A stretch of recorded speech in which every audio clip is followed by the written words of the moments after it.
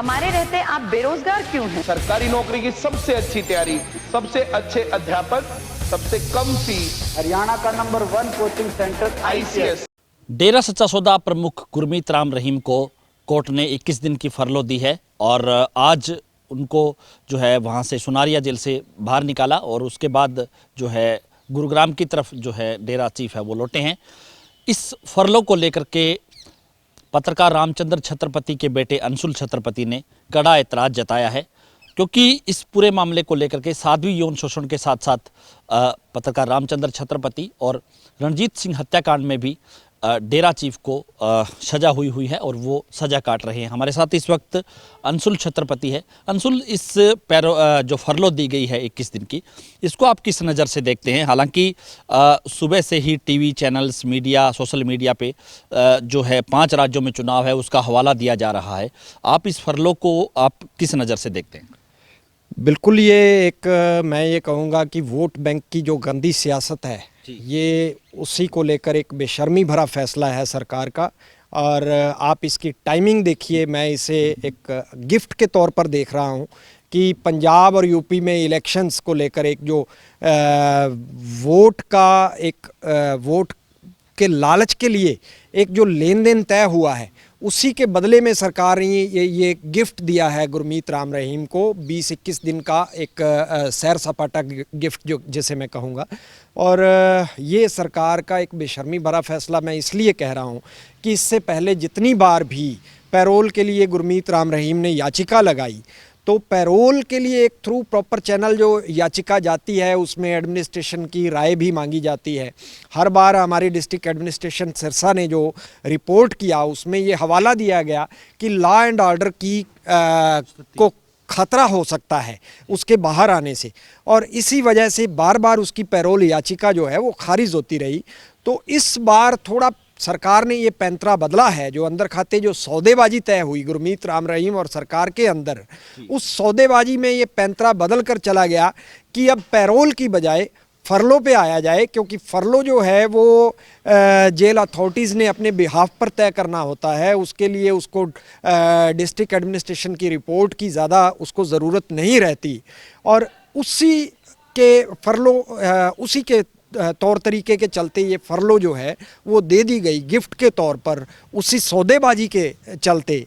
तो आपको जैसा कि मालूम है कि अभी 20 तारीख को पंजाब के अंदर इलेक्शन है, पोलिंग होनी है। तो पंजाब के अंदर जैसा कि ये बार बार कहा जाता है कि बहुत बड़ा गढ़ है डेरा सच्चा सौदा का और वोट बैंक है, जिसको लेकर एक मतलब सियासी पार्टियों की एक लार टपक रही है। पिछले दिनों सलाबतपुरा डेरा के अंदर एक बड़ा इकट्ठ हुआ, सिरसा के अंदर हुआ, उसमें करीब करीब पंजाब के जितने भी सियासी पार्टियों से जुड़े हुए नुमाइंदे हैं वो शामिल हुए।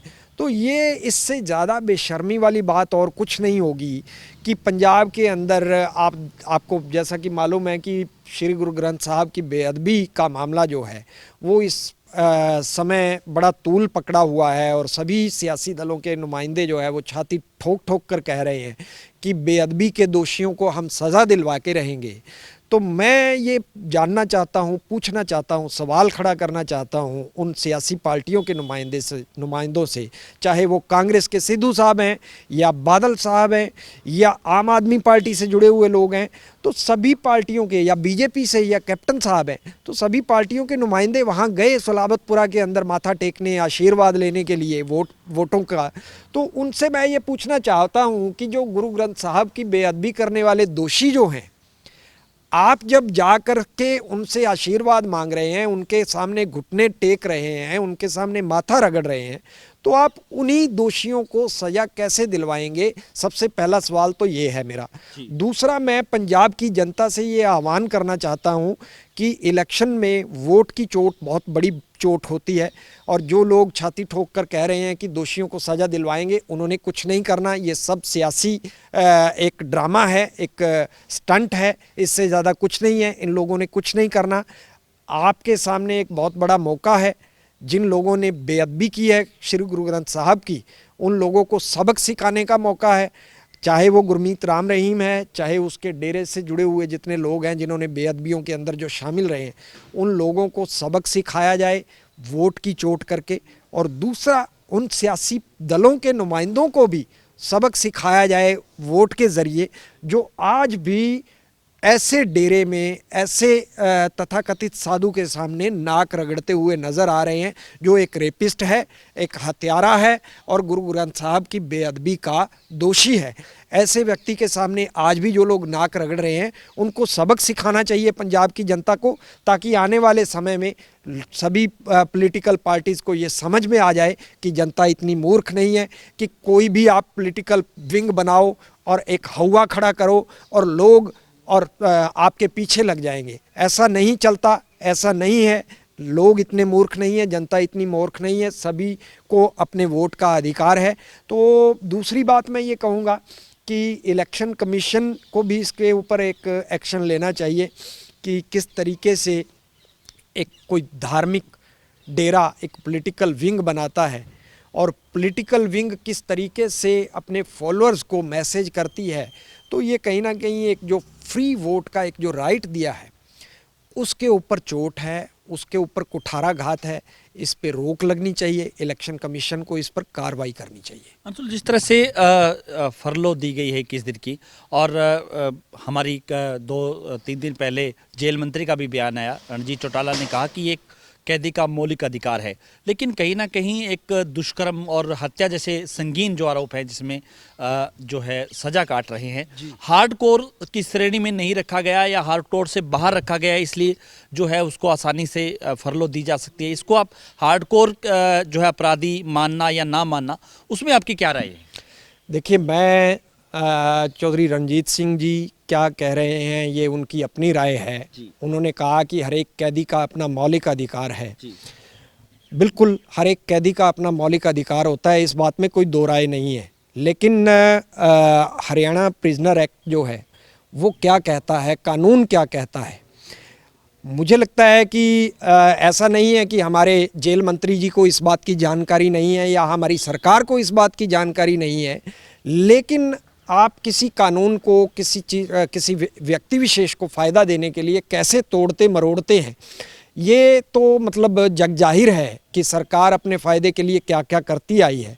हरियाणा प्रिजनर एक्ट जो है वो साफ साफ ये कहता है कि हार्डकोर क्रिमिनल जो है उसकी श्रेणी में कौन कौन लोग आते हैं, उनको क्या क्या सुविधाएं दी जा सकती हैं और क्या नहीं दी जा सकती हैं। तो उस एक्ट के अंदर ये साफ साफ लिखा हुआ है कि 302 के मामले अलग अलग FIRs किसी व्यक्ति के ऊपर मर्डर की हैं तो वो हार्डकोर क्रिमिनल है।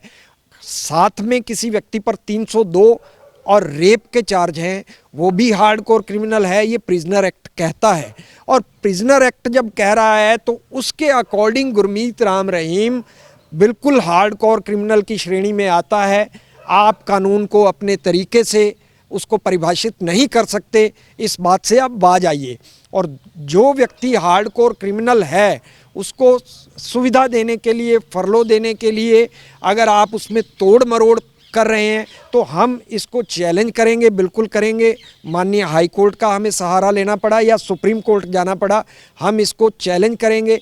आप ये बताइए कि हार्डकोर क्रिमिनल की परिभाषा क्या है। जो व्यक्ति 2-2 रेप के चार्जेस में सज़ा काट रहा है, 2-2 मर्डर के चार्जेस में सज़ा काट रहा है, अगर वो हार्डकोर क्रिमिनल नहीं है, जो व्यक्ति 3-3 स्टेट्स के अंदर दंगा फैलाने का दोषी है, जिसने इतना बड़ा खूनी तांडव किया 3-3 स्टेट्स के अंदर, करोड़ों अरबों की संपत्ति, पब्लिक प्रॉपर्टी जो है वो सत्यानाश करवाई और कई हत्याएं, कई मर्डर हुए उस दिन जब उसको सज़ा सुनाई गई। मैं उनको मर्डर ही कहूँगा क्योंकि वो उसकी वजह से हुए, कई लोगों की जान चली गई।